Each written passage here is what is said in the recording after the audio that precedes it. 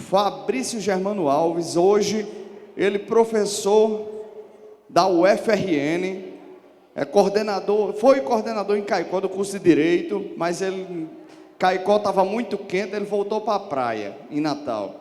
Professor efetivo da Universidade Federal do Rio Grande do Norte, tem mestrado e doutorado em Direito, é professor de Metodologia, de Sociologia e dá curso hoje de professores que não sabem fazer e apresentar slides. Vê se pode. Alguém aqui já fez um curso de slide? Ele dá também. Não vai ser hoje, não. Nós fizemos lá na FacSul. É por isso que eu disse, ó, todos os meus professores, tutores, venham para cá agora, porque o curso é para a gente. Eu vou assistir dali de trás. Gente, esse é um dos melhores amigos que eu tenho. Muito respeito por ele, muita admiração. É um dos caras mais inteligentes e que a gente pode alcançar tudo o que a gente quiser através da educação. Ele é um exemplo desse, Dr. Fabrício Germano Alves.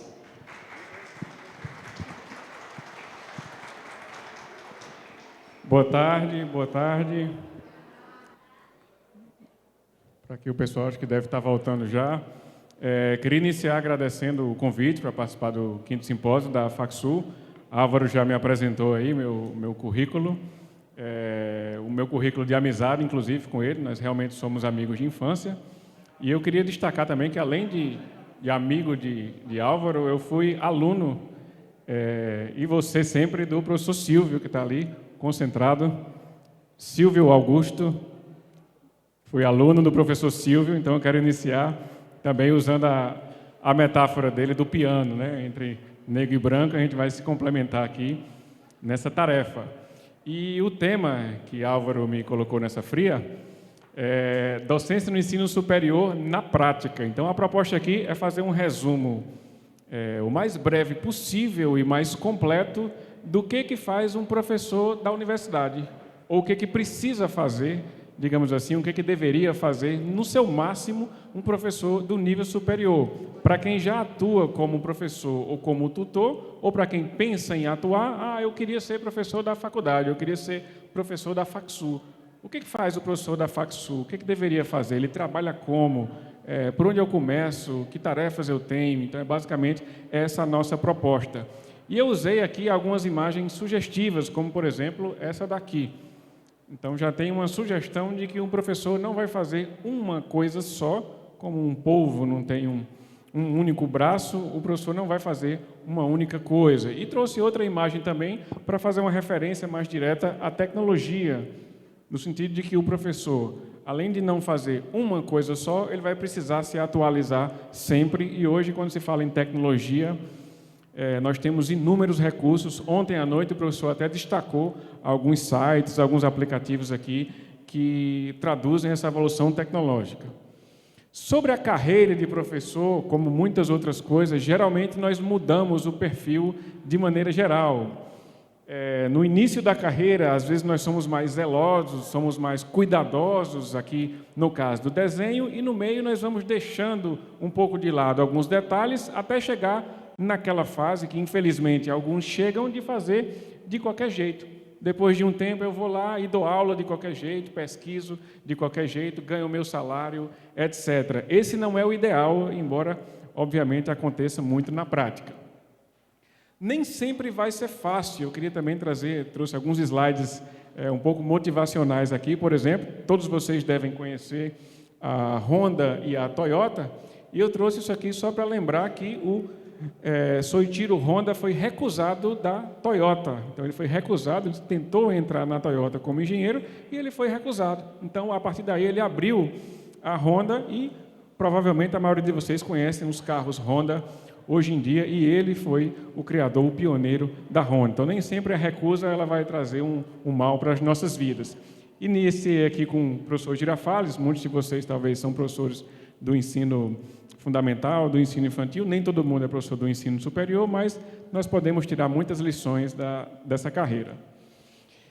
Eu tenho inúmeras formas de ensinar. Existem professores que são muito distantes dos seus alunos e professores que são mais próximos, que participam de muitas atividades, que cantam aqui nos sorteios. Então, tem professores que são bem simpáticos nesse sentido, e outros são mais distantes, e esses talvez tenham mais dificuldade em ensinar. Sobre a carreira docente, uma das principais sugestões que eu posso dar para vocês: iniciar. Eu fui convidado para ser professor, eu fui convidado para ser tutor. Será que eu devo iniciar? Será que eu não devo? Esse é um dos maiores diretores de cinema do mundo que vocês devem conhecer, Quentin Tarantino, e ele nunca frequentou a escola de cinema. Ele foi para o cinema.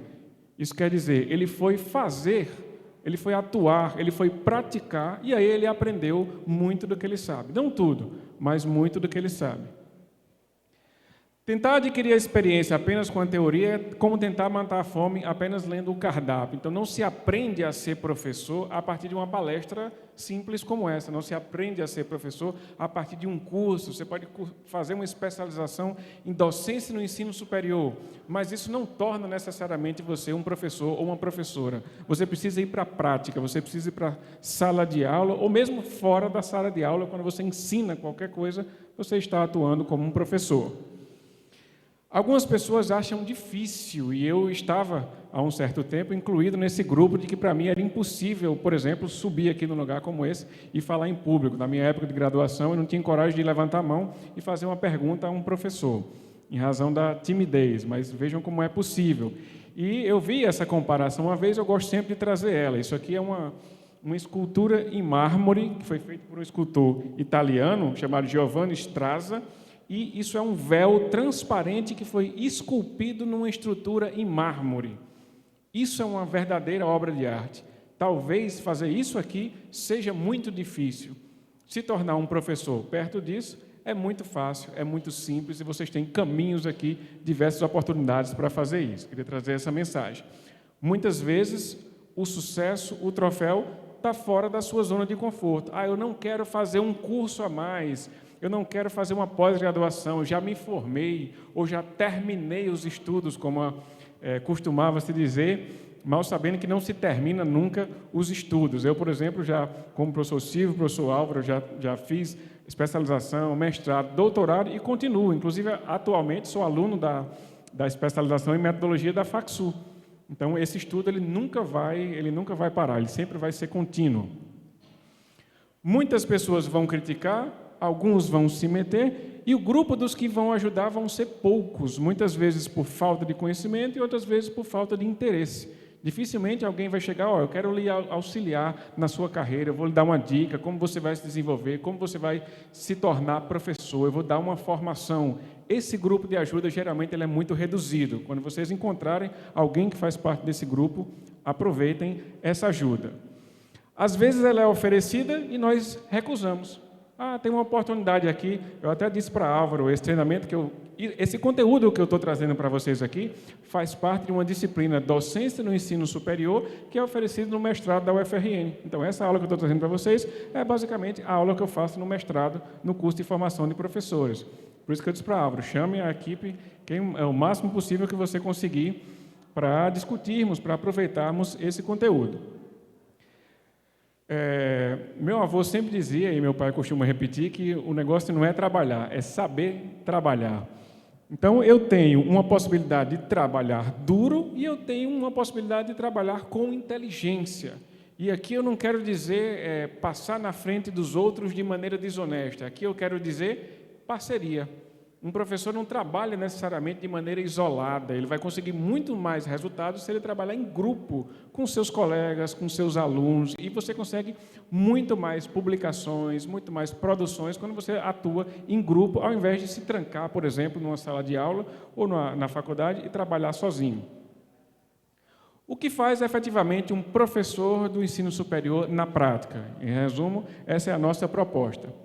Por determinação legal, já que eu sou da área de Direito, minha formação principal é jurídica, eu sou professor de Direito, e agora estou me aventurando um pouco na área da educação, a nossa Constituição Federal, que também foi muito falada nos últimos tempos, ela determina, além da autonomia didático-científica, quer dizer, cientificamente, eu como professor, eu posso pesquisar o que eu quiser, Qualquer tema que eu quiser, eu posso pesquisar livremente qualquer assunto que eu quiser, em razão dessa autonomia, ninguém vai poder me impedir. E a universidade, a FACSU, ela tem obrigação de seguir esse princípio de indissociabilidade entre ensino, pesquisa e extensão. Aqui nós estamos em um simpósio de iniciação científica, ou iniciação à pesquisa. Esse evento ele é considerado um evento de extensão. E nós estamos tratando sobre ensino. Então, está aqui para vocês uma prova de indissociabilidade entre ensino, pesquisa e extensão. 3 grandes universos. Depois que eu comecei a ser professor, eu descobri que existia um quarto pilar. Geralmente todo mundo fala ensino, pesquisa e extensão, a universidade é ensino, pesquisa e extensão. E um dia, por acaso, alguém chegou para mim e disse: professor, o senhor vai ser coordenador. Eu disse: como assim? Coordenador é ensino, pesquisa ou extensão? Nenhum dos 3. A coordenação é uma função de gestão. Mas não era só ensino, pesquisa e extensão quando eu fiz o concurso aqui, ou quando eu fui contratado? Não, você agora é coordenador. Você agora vai ser chefe do departamento, você agora vai ser coordenador da pós-graduação. Então, tem esse outro universo para nós explorarmos. Dentro do ensino, eu tenho aulas, cursos, palestras, como eu estou fazendo agora. Eu não estou numa sala de aula, a gente está numa palestra dentro de um evento, e isso se encaixa numa atividade de ensino em geral. Então, posso fazer palestra, posso fazer aula, posso fazer curso, seja na universidade, seja na faculdade, seja fora dela. Eu posso atuar como professor da graduação, posso atuar como professor da pós-graduação, dependendo do meu nível de formação. Para atuar na graduação, eu preciso ter especialização. Para atuar na especialização, eu tenho que ter, pelo menos, especialização, mestrado ou doutorado. E para ser professor do mestrado, eu preciso ter doutorado. Para doutorado, claro, doutorado, e esse é o nível máximo. Então, eu tenho possibilidades de atuar, seja na graduação, seja na pós, e na pós, especialização, mestrado e doutorado. Para quem não sabe a diferença, tudo que vem depois da graduação é uma pós-graduação, seja do tipo especialização, seja do tipo mestrado e doutorado. E aí, para que vocês não sejam enganados, como eu fui, você pode terminar a graduação e ir diretamente para o mestrado, sem problema nenhum, porque o mestrado é um tipo de pós-graduação. E um dia eu perguntei: como é que funciona esse negócio de mestrado? E alguém me respondeu: o senhor já tem especialização? Eu disse: não. Então você tem que fazer a especialização primeiro. Não tem. Essa é uma informação errada que me deu uma especialização. Eu fiz uma especialização por causa dessa informação errada e depois fiz algumas outras. Mas não precisa. Se algum de vocês está concluindo ou já concluiu graduação, já pode entrar diretamente no mestrado sem problema nenhum. O mestrado é um tipo de pós-graduação, é uma espécie de pós-graduação. Quando você vai atuar como professor, tem a possibilidade de você atuar em outros cursos.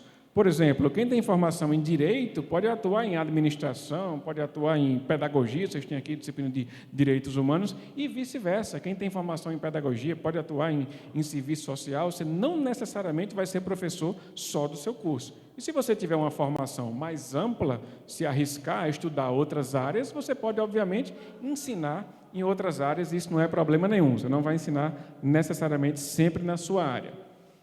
Qual componente você vai ensinar? Que disciplina você vai ensinar? Nem sempre a que você estudou. Só para vocês terem ideia, há mais de 10 anos eu estudo Direito do Consumidor, é a minha matéria principal, e hoje eu não ensino Direito do Consumidor na UFRN. Eu ensino História do Direito, eu ensino Ética, eu ensino Docência no ensino superior, eu não ensino a matéria que eu estudo há 10 anos. E isso tem a ver com a gestão. Então, vocês podem receber convites para ensinar outras matérias, e vocês vão decidir: quero, não quero, aceito, não aceito, mas existe essa possibilidade de vocês ensinarem matérias diferentes. Às vezes, a coordenação pode dizer: estou precisando de um professor de tal área. E você diz: eu quero assumir essa disciplina, eu quero ensinar esse tema, e isso não há problema nenhum. Pode ser feito tranquilamente. Vou ensinar a mesma disciplina para sempre? Também não. A universidade pode mudar, a faculdade pode mudar, abrir um polo novo, muda a necessidade, e você também, obviamente, não vai ser obrigado a aceitar um novo componente, mas você pode: eu quero mudar a minha disciplina, quero pegar uma disciplina nova, quero aumentar a minha carga horária, quero diminuir. Você vai mudar de um componente para o outro. Sempre trabalhando em equipe, não é um professor da FACSU, por exemplo, é a equipe de professores da FACSU, é a equipe de tutores da FACSU, não é um trabalho solitário. A não ser que você vá trabalhar, por exemplo, com cursos online e você filme, grave, produza, tudo lá trancado no seu quarto. Quando você vai para a faculdade, quando você vai para a universidade, é um trabalho em equipe. E você precisa também desenvolver habilidades de convivência interpessoal, que vai facilitar muito sua vida. Nós temos duas grandes dimensões. Uma que o professor não determina muito, que é aquela lá de jornada de trabalho, dias letivos, horários acadêmicos, distribuição de salas. O professor não coordena, não controla muito isso, e o professor controla mais isso aqui, ó. Como ele vai trabalhar em sala de aula, que tipo de aula ele vai dar, se vai ser seminário, se vai ser apresentação, a forma que ele interage com o aluno e a sua didática. Cada professor tem uma grande parcela de liberdade para escolher que estilo ele vai utilizar quando ele vai ensinar. Como professor, eu tenho também a obrigação de cumprir um cronograma. O semestre inicia em um determinado período e termina em outro período. O professor precisa fazer esse planejamento, divisão de aulas. Eu vou começar aqui e vou terminar aqui. Eu sugiro que vocês, por exemplo, sempre façam isso com folga. Só para vocês terem ideia, eu tenho aula na segunda-feira, em Natal, e esse mês eu vou ter uma aula. Porque no dia 14 juntou o feriado do dia 15, no dia 21, em Natal, é feriado, e no dia 28, por acaso, a Seleção Brasileira de Futebol vai jogar a Copa do Mundo. E aí eu perguntei, obviamente, só para confirmar, pois não, caros alunos, na segunda-feira a gente vai ter aula no jogo da Copa, e todo mundo começou a rir. Claro que eu já sabia a resposta, então também não vai ter aula. Como é que eu vou conseguir concluir o meu cronograma? Porque eu fiz um planejamento com folga para que eu consiga cancelar uma aula numa eventualidade dessa e conseguir cumprir todo o meu conteúdo que eu planejei. Eu vou controlar tanto o conteúdo no semestre quanto dentro da aula. Então, o professor também precisa controlar que horas ele vai começar a aula e que horas ele vai terminar. Às vezes tem pessoas que moram em outra cidade, precisam sair mais cedo. Então, ele tem que considerar isso. Aí ele vai começar a aula exatamente no horário marcado, tem que considerar isso também. Se não só chegaram 5 pessoas, por exemplo, e a turma tem 50, eu começo imediatamente a aula, eu não começo. Todas essas decisões são decisões que o professor toma no seu dia a dia de trabalho, de sala de aula, para evitar a correria, para evitar o conteúdo não dado, para evitar todo tipo de problema que a falta desse controle de cronograma pode trazer na prática e na aprendizagem. Se vai trabalhar de dia, se vai trabalhar de noite, tem cursos que são essencialmente noturnos, tem cursos que são matutinos, no EAD não tem horário definido, mas você pode escolher também, não, eu não quero dar aula à noite, e não aproveitar as oportunidades da noite, se você não puder, por exemplo. Não, eu não quero trabalhar pela manhã, são escolhas. Quero trabalhar online, eu posso ser professor só do online? Pode, nós tivemos aqui um professor pioneiro do EAD ontem, nós podemos sim trabalhar só online. Você pode ser professor sem pisar na universidade, sem pisar na faculdade, e com a vinda do metaverso isso vai se tornar cada vez mais comum. É uma escolha profissional. Vou trabalhar no final de semana ou vou preferir ficar na área de lazer? Tem professores que não vão, eu não dou aula no sábado. Eu já convidei professores para vir dar aula aqui em São Bento, inclusive na especialização, que era no sábado, e o professor disse, não quero, não, eu não vou, no sábado eu não vou ficar com minha família, vou brincar com meu cachorro, vou assistir série, vou fazer outras coisas. Enquanto outros vão dizer, eu vou, sábado, domingo, o horário que tiver, eu dou aula porque eu gosto, porque eu me divirto, ou às vezes porque eu preciso de mais trabalho. Na questão do ensino, eu tenho também orientações. O professor ele vai orientar os seus alunos na produção do trabalho de conclusão de curso ou do trabalho de curso, em todos esses níveis aí, seja de graduação, seja de especialização, seja de mestrado. E às vezes os alunos dizem, professor, mas você só tem 10 orientandos na graduação, tenho mais 5 no mestrado, tenho mais 5 no doutorado. Então, essa atividade de orientação, ela também demanda tempo do professor para se reunir, para revisar o trabalho. A gente vai falar mais sobre ela. Qual, então, o papel do professor orientador? O que ele faz em relação ao seu orientando? Ou, pelo menos, o que ele deveria fazer, porque alguns não fazem. É atuar como uma espécie de coach, uma espécie de líder, uma espécie de treinador que vai ajudar você a cumprir aquele seu objetivo. ajudar você a produzir. O TCC é um artigo, eu vou te ajudar como você vai fazer esse artigo, escolher o tema, mostrar seu caminho, acompanhar seu texto, revisar, motivar. Muitas vezes o professor, quando cobra, isso reacende, o aluno tem deixado para lá, e o professor vai lá e cobra, o tutor vai lá e cobra, como é que está o trabalho, como é que está o andamento, você vai me enviar até quando? Vamos definir o prazo.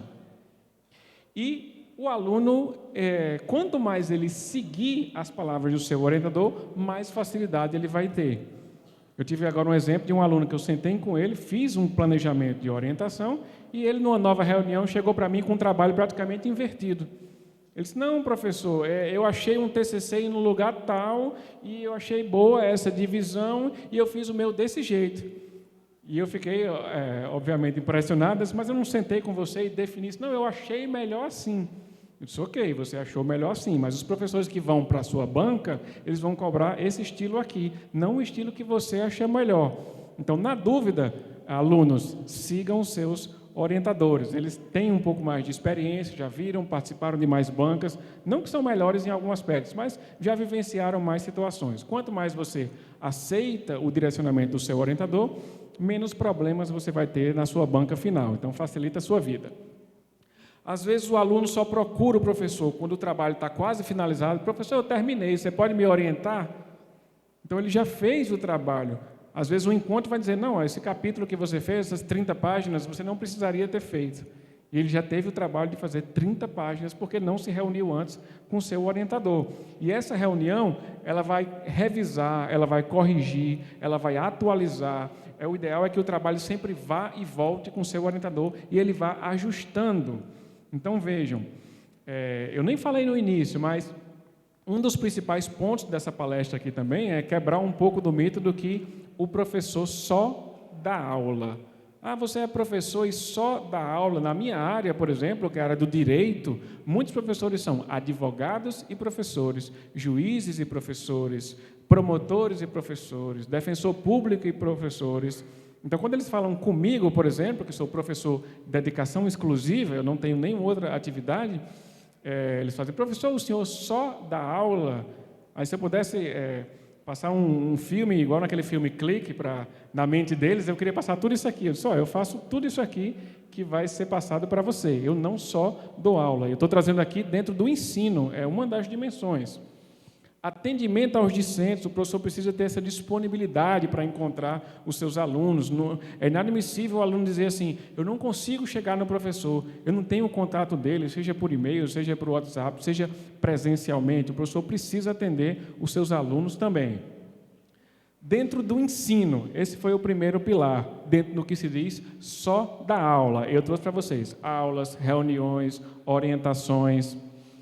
Dentro da pesquisa, já que a gente está também no seminário de iniciação à pesquisa. O que o professor faz em termos de pesquisa? Primeiro, o professor ele precisa também fazer pesquisa, foi o início do que eu falei. Sim, ele cumpre esses 4 universos, ele cumpre esses 4 pilares. Ensino, o primeiro, pesquisa, aqui o segundo. O que ele faz, então, como um pesquisador? Primeiro, grande parte do trabalho ele faz em casa, dependendo da área. Se você não tem uma área, por exemplo, que atua em laboratório, você precisa ir para o laboratório. Se for uma área mais humana, de ciências humanas, você trabalha muito tempo em casa e aí você vai fazer o seu horário, muitas vezes de noite, de madrugada, de manhã, ninguém vai controlar esse horário. A pesquisa ela visa muito resultado. O quanto você entregou, o que você conseguiu preparar. Uma diferença técnica muito importante que tanto alunos da graduação, quanto alunos do mestrado, quanto professores ignoram ou falam indistintamente é entre grupo de estudos, grupo de pesquisa e projeto de pesquisa. Eu faço parte de um grupo de estudos. O que é um grupo de estudos? É você e seus amigos ou professores se reunindo informalmente para estudar. Isso é um grupo de estudos. A faculdade não interfere nisso, a faculdade não registra isso, a faculdade não dá certificado disso. Se você faz parte de um grupo de estudos, é bacana para você estudar, seja você aluno, seja você professor. Se você entrou num projeto de pesquisa, se eu não me engano, houve um edital recente no curso de pedagogia, para participar de um projeto de pesquisa, esse projeto ele é formalizado junto à FACSU. Então, quando você faz parte de um projeto de pesquisa, como aluno, você vai ser aluno de iniciação científica e você recebe um certificado ao final dizendo o aluno tal participou do projeto de pesquisa. Esse certificado, para quem acha que não serve para nada, como eu achava da minha graduação, ele é um título que conta ponto para concurso, que conta ponto para a seleção de mestrado, participar de um projeto de pesquisa como aluno de iniciação científica. Quando você tem vários projetos, já desenvolveu uma carreira de pesquisa, tem um tema que você costuma pesquisar mais como professor, junta uma equipe, é interessante você criar um grupo de pesquisa. O grupo de pesquisa, ele surge na universidade, ele surge na faculdade, que pode envolver pessoas do Brasil e do mundo inteiro, e ele é registrado no CNPq. Então, esse grupo de pesquisa ele é nacional e ele é público. Se vocês forem lá e consultarem o nome do professor, vocês vão encontrar que grupos de pesquisa ele faz parte. O grupo de pesquisa ele é institucional no CNPq, ele é nacional, não é na faculdade. Então, essa é a diferença. Quero formalizar junto à faculdade, projeto de pesquisa. Quero formalizar junto ao CNPq, que é nacional, grupo de pesquisa. Quero me reunir para conversar, estudar e aprofundar o estudo com meus amigos, grupo de estudo. Essa é a diferença. Projeto de pesquisa, grupo de pesquisa e grupo de estudo. Se tiverem alguma dúvida, vocês podem também perguntar, que eu vou esclarecer. Seja agora, seja no final. Iniciação científica é para alunos que estão iniciando. O nome já diz. Eu vou começar a pesquisar. Professor, eu não sei de nada, nunca pesquisei nada. Então, iniciação científica é ideal para você. Você vai começar a pesquisar, se juntar com várias pessoas e vai ter um guia, vai ter um orientador para dizer, escreva sim, faça esse tipo de trabalho, publique nessa revista, participe desse evento. Então, a iniciação da pesquisa, ela é coordenada por um professor. Você não vai entrar sozinho, você não vai descobrir sozinho o que você vai fazer. Vai ter alguém lá mostrando o caminho. Por isso é importante que vocês participarem. Dentro de pesquisa, eu posso apresentar trabalhos em eventos que vai ocorrer, se eu não me engano, pela programação, amanhã à tarde. Então, quem vai apresentar trabalho amanhã à tarde vai receber um certificado de apresentação que vale horas de pesquisa e não somente horas de extensão. Me inscrevi no evento, certificado de extensão. Você está aqui participando como ouvinte no evento de extensão. Vou apresentar um trabalho, então você recebe mais um certificado, que é um certificado de apresentação de trabalho em um evento científico. Fiz um trabalho, apresentei no evento. O evento pode publicar ou pode não publicar. Se ele publicar, você tem um outro resultado da pesquisa, que é a publicação, seja como artigo, seja como capítulo de livro, seja como resumo expandido em anais de eventos. Então, a pesquisa ela vai servir para essa finalidade. Ninguém pesquisa para guardar o conhecimento para si. Nós pesquisamos para divulgar e resolver problemas científicos. Dentro da pesquisa, eu posso publicar trabalhos do tipo banner, eu poderia ter uma feira aqui de exposição de banners, eu posso publicar resenhas, recensão, resumo indicativo, resumo informativo, resumo expandido, todas são modalidades de trabalhos científicos, artigos em eventos, artigos em revistas ou periódicos, capítulo de livros ou livros. Então, todas essas são possibilidades de resultados da pesquisa. Eu quero pesquisar sobre um tema, desenvolvi uma pesquisa desse tema. O que eu faço com esse texto? Publique. A pesquisa ela tem essa finalidade de resolver um problema prático e de você apresentar seus resultados para a comunidade científica, de maneira geral, para resolver um problema. Inclusive, a pesquisa não é uma escolha.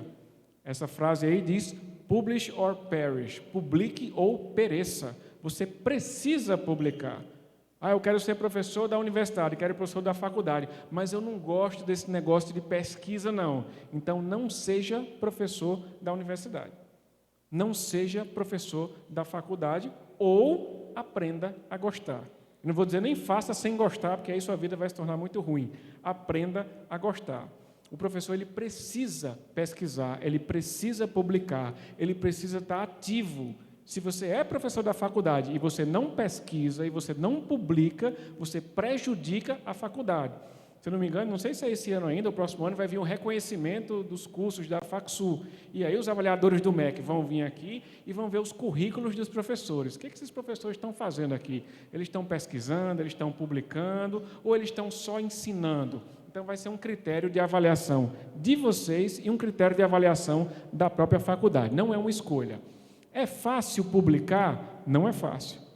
Não é tão simples publicar, principalmente em fontes mais exigentes. No congresso, às vezes, é bem mais simples do que numa revista renomada. Publicar em revista é muito mais difícil. Publicar livro é muito difícil ou muito fácil? Primeiro, você precisa ter o livro, você precisa escrever. Álvaro começou escrevendo o dele já publicou. Você precisa escrever o seu livro. Depois que você tem o livro, você vai buscar uma editora.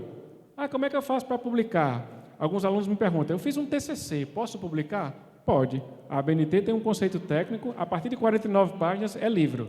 Então, se vocês quiserem publicar um livro com 50 páginas, tudo bem. O que vocês vão fazer é buscar uma editora. Existem editoras nacionais, internacionais, que vão distribuir seu livro no Brasil inteiro. Existem editoras locais. Nessas locais, por exemplo, você consegue publicar mais fácil. Se você paga, quanto é? R$1.000, R$2.000, você consegue publicar o seu livro, divide e resolve. Numa editora nacional, geralmente o seu livro ele vai ser filtrado.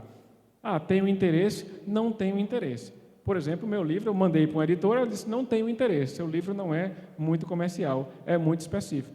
Eu mandei para uma outra editora, recusou também, não quer publicar o seu livro. E eu mandei para uma terceira editora, que se chama Revista dos Tribunais, e eles aceitaram publicar o livro. É uma editora nacional, fiquei muito feliz com isso, recebi até ligação de professores meus, como é que você conseguiu publicar isso? Eu mandei e eles aceitaram. Eu tentei e eles aceitaram. Então, você pode se tornar também autor de livros ou autor de artigos. Para fins da universidade, da faculdade, eu tenho uma classificação de artigos, uma classificação de revistas. A C é a mais simples e a A1 é a mais complexa. Só para vocês terem ideia, um artigo em uma revista A1 conta mais pontos, por exemplo, num concurso de professor ou para a faculdade, do que um livro inteiro. Se você consegue publicar um congresso, um artigo seu numa revista A1, vou até sugerir para a Álvaro aí fazer uma política de premiação em dinheiro. Eu falei uma vez com o diretor de uma faculdade, como é que você estimula seus professores a publicar? Aí o dono da faculdade falou assim, eu pago R$500 para o professor que conseguir publicar o artigo. Eu achei interessante, não é contra a lei e você pode estimular. Então, cadê a Álvaro? Fica a dica aí. Quem conseguir publicar em A1 merece esse reconhecimento, seja em dinheiro ou seja uma viagem. Então, não é tão fácil publicar em A1, porque não depende só de você. Você vai mandar para uma revista que tem circulação internacional e você vai ter avaliadores que vão rever o seu texto sem saber que é seu e vão lá ser muito criteriosos para aprovar ou não esse artigo, dentro da publicação. Dentro de pesquisa ainda, você, além de enviar artigos, você pode ser o professor que vai dar o parecer, se aprova ou não. Eu me cadastro em algumas revistas e eu que vou dizer, está aprovado, não está aprovado, os artigos de outras pessoas. Então, para quem é professor e não se cadastrou ainda em nenhuma revista, é grátis. Você pode ir lá na revista, no site, se cadastrar, quero ser agora avaliador de artigos. Tudo bem, você é professor de onde? Da FACSU, está aqui meu currículo. Então, você vai ser avaliador de artigos e vai estar do outro lado, inclusive sabendo os critérios de avaliação. Vale muito a pena. Você pode dar parecer em projetos internos. Outros professores querem fazer pesquisa, na FACSU, por exemplo, e você vai avaliar o projeto, corrigir junto com eles, voltar e dar um parecer se aprova, se não aprova. Você pode dar parecer para agências de fomento. Alguém pediu uma bolsa de pesquisa para estudar na Alemanha, por exemplo, e você está lá registrado na CAPES, e você vai dar o parecer, não, esse projeto merece o financiamento, essa pessoa merece ganhar a bolsa e pesquisar 1 ano, 2 anos na Alemanha, na França, na Espanha, seja onde for, ou no Brasil. Então, você pode ser parecerista de uma agência de fomento também. Além de atuar com consultoria especializada, existe da área, por exemplo, eu sou da área de direito, eu posso atuar com consultoria jurídica, ou você pode atuar na consultoria educacional também. Existe todo um ramo dentro da educação que você pode se tornar consultor e auxiliar as pessoas nesse sentido. Tudo que vocês fizerem de pesquisa deve ir para o seu currículo Lattes. Se por acaso alguém aqui não tem currículo Lattes, dever de casa, faça imediatamente, seja você aluno, seja você professor. Criar um currículo Lattes e manter ele atualizado. Além do currículo Lattes, eu tenho o ORCID ou ORC-ID, esse aqui mais para os professores. Quem não tem ORC-ID também fazer imediatamente. Algumas revistas estão exigindo esse cadastro para você enviar o artigo. Sem o cadastro, você não consegue nem enviar o artigo. Esse é um banco de dados internacional, e a vantagem dele é que você não precisa atualizar. Quando você publica na revista, ele atualiza sozinho, você não vai inserir nenhuma informação lá, mas ele se tornou obrigatório. Isso dentro da pesquisa. Passando para extensão, eu trouxe para vocês aqui uma definição da UFRN sobre o que é extensão.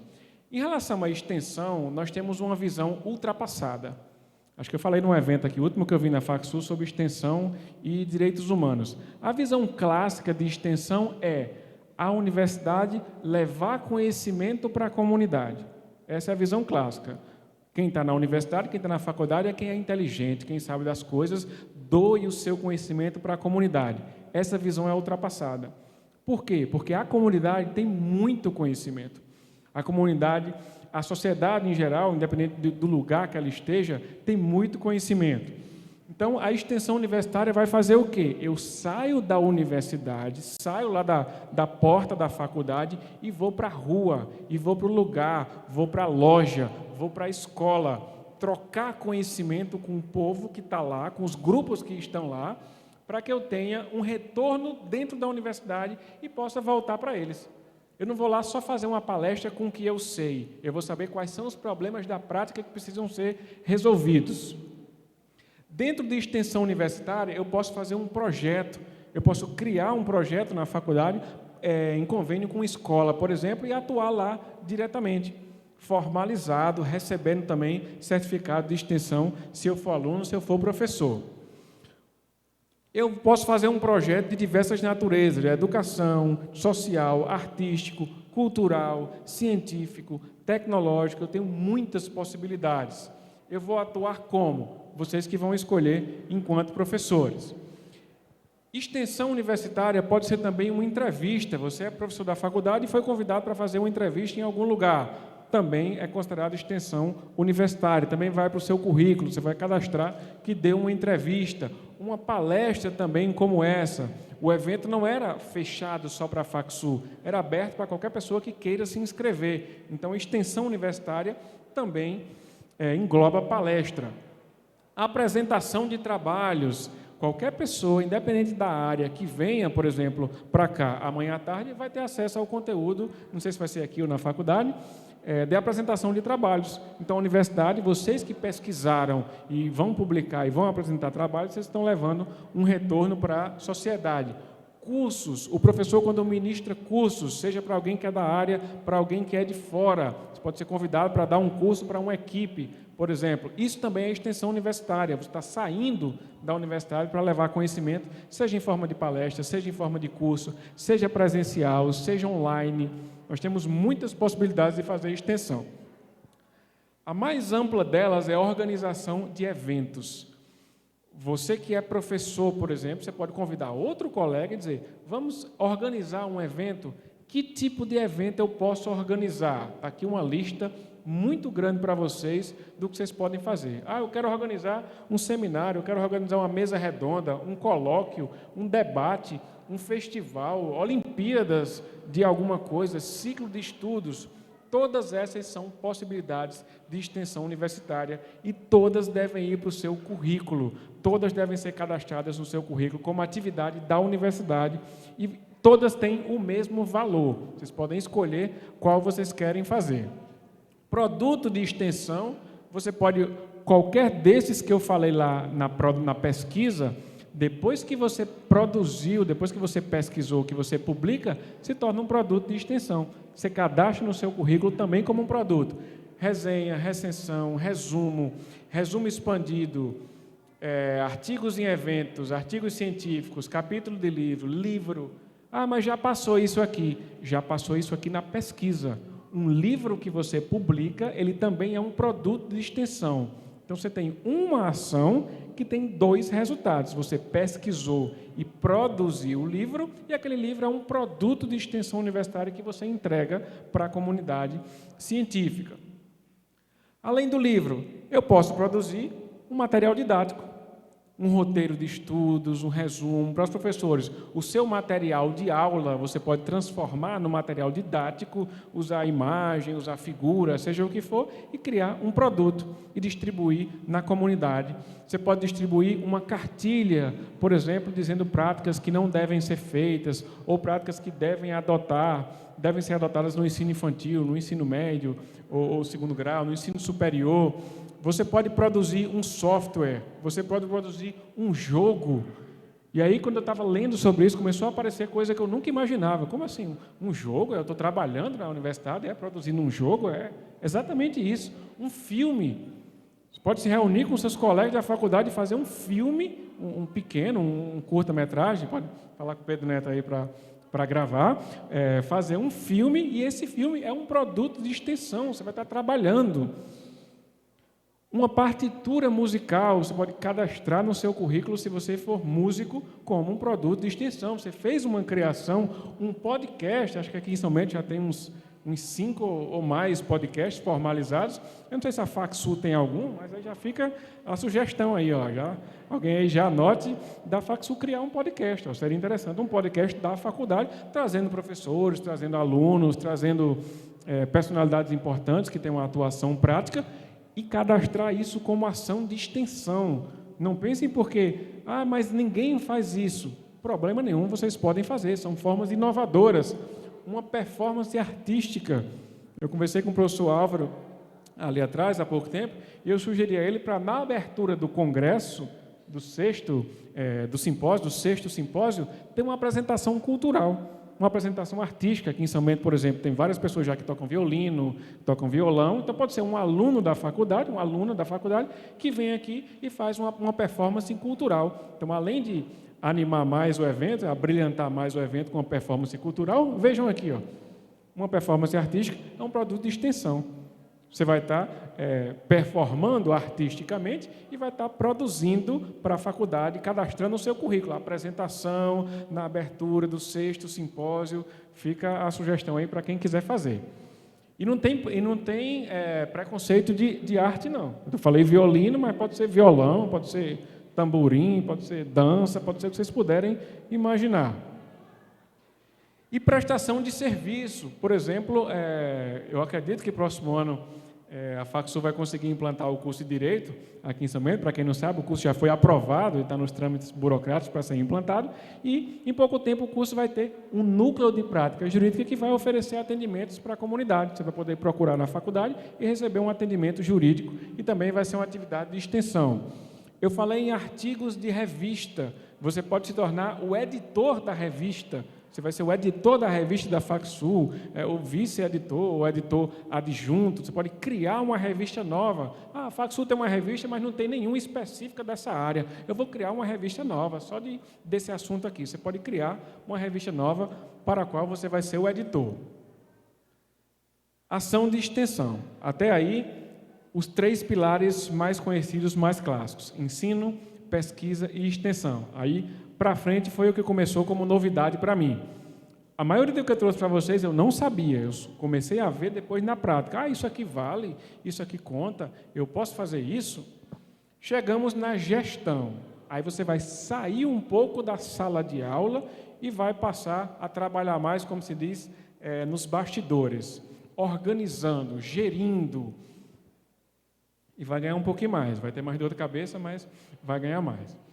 A gestão começa em participação de comissões, em participação de conselhos. Você vai participar da comissão tal, você vai participar do conselho de pesquisa, do conselho de extensão. Então, você vai ter um trabalho extra, além da sala de aula. Você não mais vai só dar aula, como eu disse lá no início, você vai ter reuniões de gestão para planejar o que a faculdade vai fazer no próximo período, nesse semestre, para melhorar alguma coisa.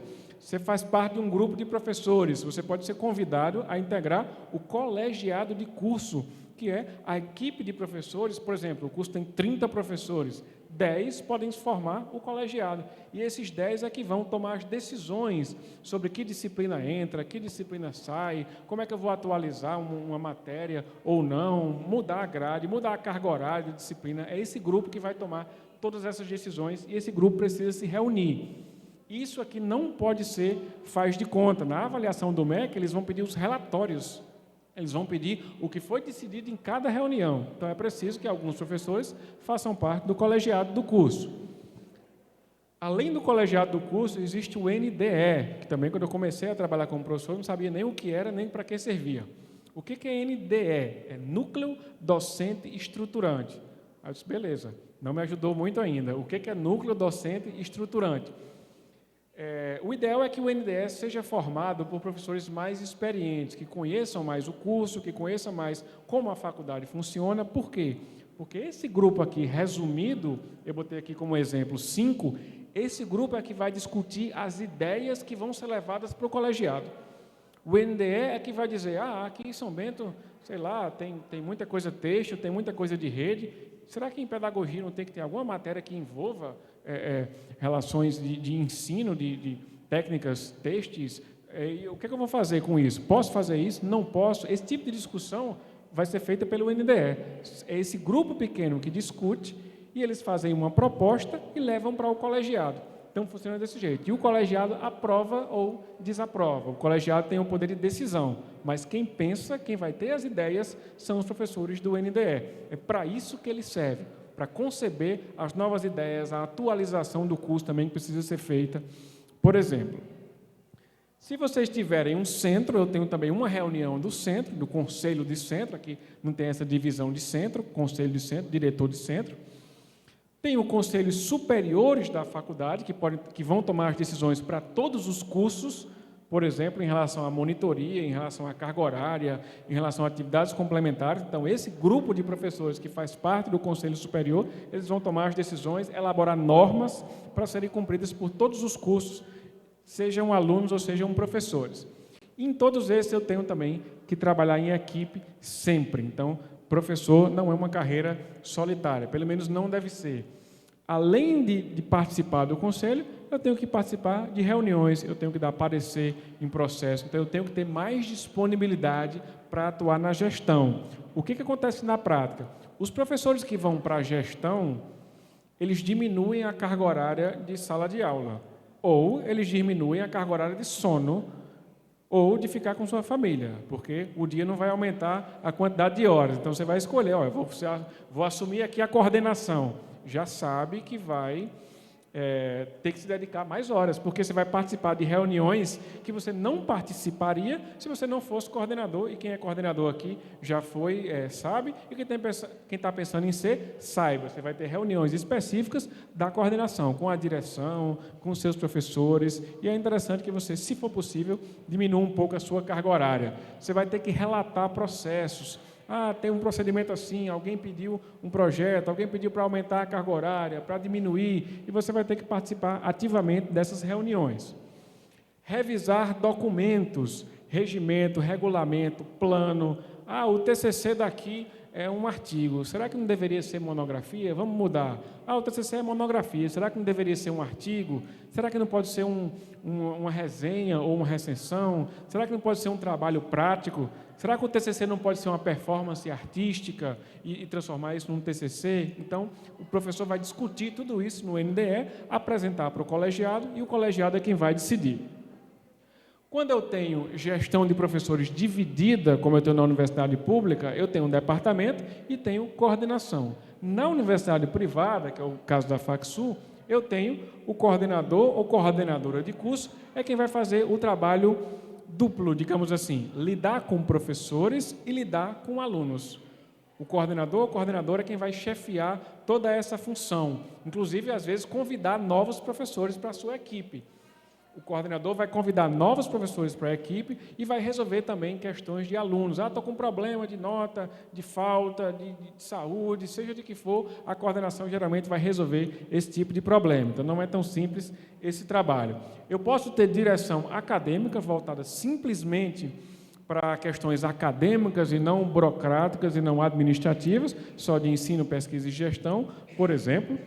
Posso ter, quando eu tenho divisão por centro, um diretor do centro, no caso aqui seria um diretor da unidade ou um diretor ou coordenador de um polo da FACSU, e posso ter a reitoria da universidade, que seria o grau máximo aí, quando o Álvaro quiser tirar férias, aí ele pode delegar essa função para alguém assumir e gerir a faculdade inteira. O reitor é como se fosse o prefeito da faculdade, ele que vai ser a maior autoridade dentro da faculdade e que vai tomar as decisões mais importantes.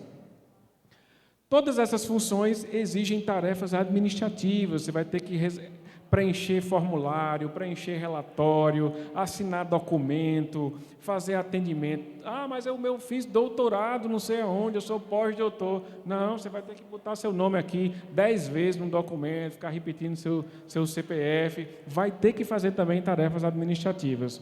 Não pense que você atingiu um nível, eu sou doutor, então não vou fazer nada de secretaria, não vou fazer nada administrativo, tem secretários para isso. Vai fazer, sim, muita coisa administrativa e muita coisa de secretaria.